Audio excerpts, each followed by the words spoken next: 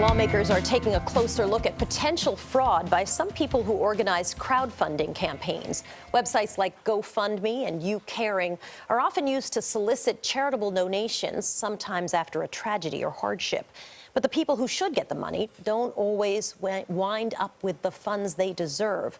Don Daler is here now with how trust can be exploited. Hey, Don, good morning. Good morning. We're talking about an especially troubling kind of fraud here.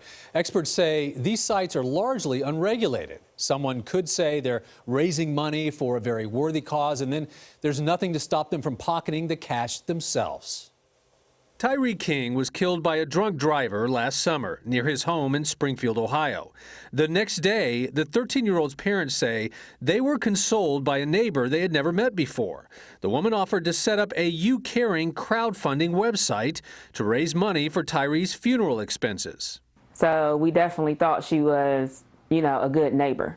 But that neighbor, Tina Harper, pleaded guilty to telecommunications fraud after Tyree's parents accused her of pocketing more than $1,000 of the nearly $3,000 raised.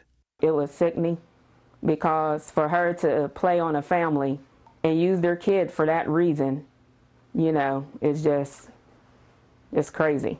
Frankly, it's embarrassing. You Caring's Daniel Saper insists incidents of fraud are rare. We're launching hundreds of thousands of fundraisers a year, and the vast majority of people who are coming to use the site are good-natured people who have real needs here and now. Sites like You Caring and GoFundMe are increasingly popular ways to raise money for people who need help with everything from medical bills to adoption fees and even college tuition. Crowdfunding sites raised an estimated $2 billion in 2015, profiting themselves usually through fees or percentages of donations. But this multi-billion-dollar industry is largely unregulated. Tyree's father complained to Ohio Senator Sherrod Brown, who has taken his cause to the Federal Trade Commission.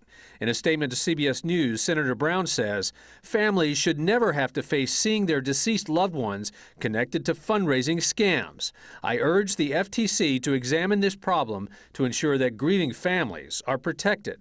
University of Pennsylvania professor Ethan Mollick studies crowdfunding and says it's usually safe and legitimate.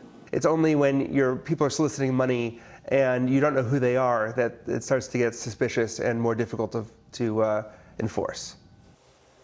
GoFundMe also issued a statement to CBS News insisting that fraud is something that happens less than 0.1% of the time on its platform. It says any campaigns that display suspicious or untrustworthy behavior are removed immediately. Nora. Don, raising some really interesting questions. Thank you so much.